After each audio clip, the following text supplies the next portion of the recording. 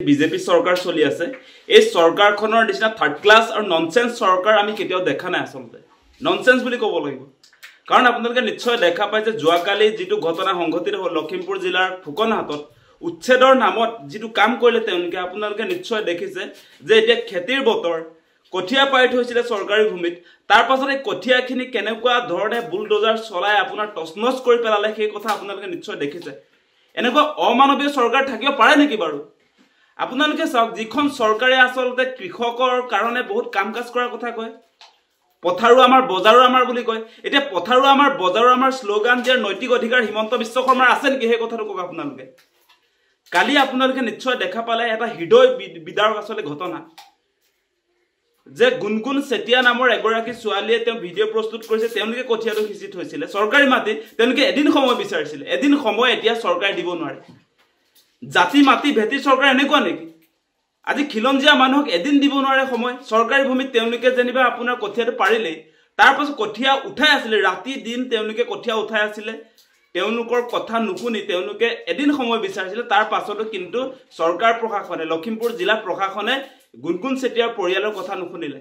bulldozer চলাই দিলে কঠিয়াৰ ওপৰত এনেকুৱা অমানৱীয় চৰকাৰ থাকিব পাৰে নেকি মানে ভিডিঅটো দেখাৰ পাছত আমি খঙত জ্বলি আছো আসলতে গতিকে হিমন্ত বিশ্ব শৰ্মাৰ স্পষ্ট কথা আপোনাৰ জাতি মাটিৰ স্লোগান যে ভুৱা হে কথাটো আজি স্পষ্ট আপুনি নিদিব তেনেকুৱা স্লোগান আজি আপোনালোকে এদিন সময় নিদিয়ে থলুৱা মানুহক আনফালদি আমি দেখিছো আজি জিঞ্জাৰ হোটেল 13 সেপ্টেম্বৰ 2021 চনতে নোটিছ দিছিলে উচ্ছেদৰ কাৰণে আজিৰ দিনটোলৈকে সময়টো দিলে ন 4 বছৰ কিয় আজি জিঞ্জাৰ হোটেলক আপুনি উচ্ছেদ কৰিব নোৱাৰিলে আজি খিলঞ্জিয়া পৰিয়াল হোৱাৰ কাৰণে যে দুখীয়া মানুহ হোৱাৰ কাৰণে আপুনি 24 ঘণ্টা সময় দিব নোৱাৰে তাৰ পাছত আজি 4 বছৰ ধৰি জিঞ্জাৰ হোটেলক দেখোন নোটিছ দিয়া আপোনালোকৰ 4 বছৰ হ'ল আপোনাৰ ফেসবুক হ্যান্ডেলত ঘোষণা কৰিছিল যে জিঞ্জাৰক উচ্ছেদ কৰিম আজিৰ তাৰিখলে বুলডোজাৰ তাত লগা পাৰিলে নে গতিকে এনেকুৱা নাটক নকৰিব আপোনাৰ চৰকাৰখন যে পুঁজিপতিৰ পকেটত সোমাই আছে এই কথাটো স্পষ্ট হৈছে আজি গুনগুন সেটিয়া এটা উদাহৰণ এনেকুৱা বহুত ঘটনা ঘটিছে অসমত আৰু আমাৰ মানুহবিলাকক আপোনালোকে নিশ্চয় দেখিছে প্ৰথমতে যেতিয়া মুছলমান মানুহ উচ্ছেদ কৰে তেতিয়া আমাৰ মানুহবিলাকে মাতবুল নকৰে এতিয়া মুছলমানৰ পৰা গৈ এতিয়া খিলঞ্জিয়া মানুহৰ আপোনাৰ বুকুত গজাল মাৰিবলৈ হিমন্ত বিশ্ব শৰ্মাই যত্ন কৰিছে চাই লওক হিমন্ত বিশ্ব শৰ্মাৰ প্ৰকৃত স্বৰূপটো চাই লওক এফালে দি পুঁজিপতি বিলাকক আপোনাৰ মাটি গতাই আছে আনফালে দি আমাৰ থলুৱা খিলঞ্জিয়া সকলক উচ্ছেদ কৰি আছে আপোনালোকে দেখি আছে সেইবিলাক আজি পৰ্বতজোৱাৰ কথাই ক'বনে আজি পলাশবাৰীৰ কথাই ক'বনে আজি আপোনাৰ কাৰ্বি আংলঙৰ কথা ক'বনে কোৰ কথা ক'ব এতিয়া ট্ৰাইবেল মানুহৰ ওপৰত এটা আক্ৰমণ চলিছে গতিকে এটা কথা স্পষ্ট হিমন্ত বিশ্ব শৰ্মা ডাঙৰীয়া 26 নিৰ্বাচন আছে কিন্তু এনেকৈ খিলঞ্জিয়া বিৰুদ্ধে সিদ্ধান্ত ল'ব তাৰ উচিত প্ৰত্যুত্তৰ পাই যাব আপুনি